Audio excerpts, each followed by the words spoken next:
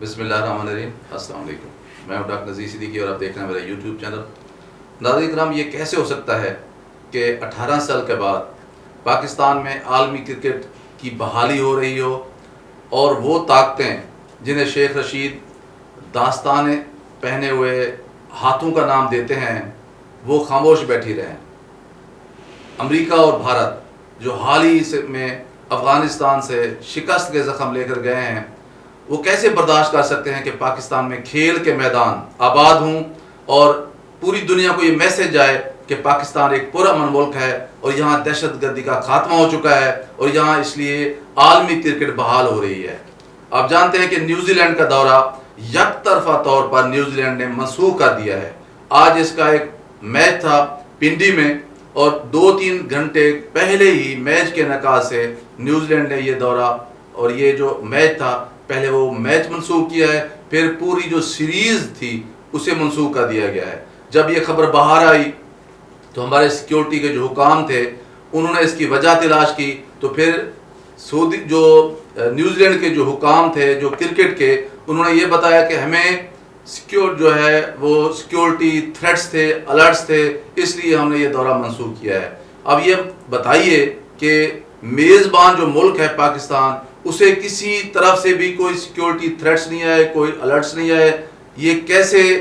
New Zealand کی team کو موصول بھی ہو گئے اور انہوں نے اسے انٹرپریٹ بھی کر لیا اور پھر رسپونڈ دیتے ہوئے یہ دورہ ہی منسوخ کر دیا. جب یہ خبر تاجکستان میں موجود پرائم منسٹر کے پاس گئی، عمران خان کے پاس، انہوں نے نیوزی لینڈ کی پرائم منسٹر سے بات کی اور باقول شیخ رشید جو ہمارے انٹیریئر منسٹر ہیں، انہوں نے نیوزی لینڈ کی پرائم منسٹر کو ذاتی طور پر گارنٹی دی کہ آپ جو ہے یہ جو سیریز ہے اسے منسوخ نہ کریں، آج کا میچ بھی کھیلیں، میں آپ کو سیکیورٹی کے ہر لحاظ سے گارنٹی دیتا ہوں. اس کے باوجود بھی یہ دورہ منسوخ کر دیا گیا ہے اور اب بھارتی جو میڈیا ہے اس پر خوشی کے شادیانے بجا رہا ہے، کیونکہ اس سے پوری دنیا کو یہ میسج گیا ہے کہ پاکستان ایک غیر محفوظ ملک ہے. اور پھر آپ کو پتا ہے کہ اگلے مہینے ہی انگلینڈ کی ٹیم پاکستان آ رہی تھی کرکٹ کی، اب یقیناً یہ دورہ بھی منسوخ ہو جائے گا اور پھر وہ جو ایک امید تھی پاکستانیوں کو اور جو دنیا کرکٹ کے شائقین کو کہ اب پاکستان کے جو میدان ہیں کرکٹ کے وہ آباد ہوں گے، انہیں سخت مایوسی ہوئی ہے. دراصل یہ ایک سازش تھی جسے جو ہے پوری دنیا اب سمجھ رہی ہے. اب یہ بتائیے کہ اگست میں ہی، اگست کی 20-21 کو ایک بھارتی جو میڈیا آؤٹ لیٹس ہے وہ یہ خبر دے رہا ہے کہ نیوزی لینڈ کی ٹیم جو پاکستان کے دورے پہ جا رہی ہے اس پر ممکنہ طور پر کوئی اٹیک ہو سکتا ہے. اسی طرح کی خبر پھیلائی گئی اور پھر مغرب کے تعلقات کو، امریکہ کے تعلقات کو استعمال کر کے نیوزی لینڈ کو پریشرائز کر کے یہ دورہ منسوخ کرایا گیا ہے. اور اب انگلینڈ بھی اسی جو ہے نہج پہ سوچ رہا ہے. جنوبی افریقہ کا دورہ بھی آنے والا تھا، یقیناً وہ بھی اسی پہ عمل کرے گا تاکہ 18-20 سال سے جو پاکستان کوشش کر رہا تھا کہ پاکستان میں عالمی کرکٹ بحال ہو جائے، اس کوشش کو ناکامی سے دوچار کروایا جا سکے. یہ سارا کھیل جو ہے وہ بھارت رچا رہا ہے. آپ کو پتا ہے کہ بھارت پہلے بھی یورپی یونین میں EU ڈس انفارمیشن کے ذریعے ہزاروں اس نے ایسی میڈیا آؤٹ لیٹس اور ویب سائٹ جعلی وہ اس نے استعمال کی، بہت سارے لوگوں سے مضامین لکھوائے اور پاکستان کو ڈیفیم کرنے کے لیے، بدنام کرنے کے لیے یہ ایک مہم چلائی جو کچھ عرصہ پہلے یہ مہم پکڑی گئی اور پاکستان نے پورے ثبوتوں کے ساتھ عالمی اداروں سے بھی رجوع کیا. لیکن کیونکہ بھارت جو ہے ایک بہت بڑی منڈی ہے اور مغربی ممالک کو صرف اپنی منڈی سے جو ہے غرض ہوتی ہے، اس لیے کسی نے بھی اس کے خلاف کوئی کارروائی نہیں کی. اب اس جو میچ اور یہ جو سیریز ہے اس کی تنسیخ یا منسوخ کو لے کر اب FATF میں بھی جایا جائے گا اور پھر عالمی فورمز میں بھی پاکستان کو ایک ایسا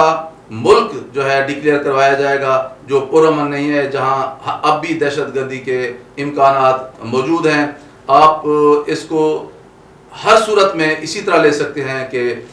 افغانستان میں جو شکست ملی ہے امریکہ کو اور جو ایک سرمایہ ڈوبا ہے بھارت کا، اور بھارت جس طرح وہاں بیٹھ کر پاکستان کے خلاف سازشیں کرتا تھا، اسے جو ناکامی ہوئی ہے، یہ سارا اسی کا ایک رد عمل ہے اور یہ اس کا ایک چھوٹا سا قدم ہے. اب آگے آگے آپ دیکھتے جائیں گے کہ پورا مغرب اور امریکہ اور بھارت مل کر پاکستان کو مزید تنہائی سے دوچار کرنے کی کوشش کریں گے. لیکن یہ بھی ایک چھوٹا فیصلہ نہیں ہے، ایک بہت بڑا قدم ہے جو پاکستان کو نقصان دینے کے لیے، بدنام کرنے کے لیے اور تنہا کرنے کے لیے اٹھایا گیا ہے۔ اب اس کا مقابلہ ہم کس طرح کر سکتے ہیں بحیثیت قوم؟ وہ صرف ہم قومی یکجہتی کے ذریعے کر سکتے ہیں، اور جو پروپیگنڈا کی جو دنیا ہے اس کو بھی اب ہم نے نیوٹرلائز کرنا ہے، اور اس کے لیے سب سے زیادہ ذمہ داری سوشل میڈیا پر، الیکٹرانک میڈیا پر، پرنٹ میڈیا پر ہماری پوری پاکستانی قوم کی ذمہ داری بنتی ہے کہ ہم اس کا جو ہے منہ توڑ جواب دیں، کیونکہ جب بھی اس طرح کے مراحل پیش آتے ہیں تو پوری قوم اکٹھے ہو کر ہی اس طرح کی صورتحال کا مقابلہ کرتی ہے۔ ناظرین کرام، آپ سے گزارش ہے کہ میرے YouTube channel doctor Nazir Siddiqui کو سبسکرائب فرمائیں، اس ویڈیو کو زیادہ سے زیادہ شیئر کریں، گھنٹی کے بٹن کو ضرور دبا دیا کریں تاکہ میری تمام ویڈیوز آپ دوستوں کی خدمت میں پہنچ سکیں۔ اگلے ویلاگ تک اجازت، السلام علیکم۔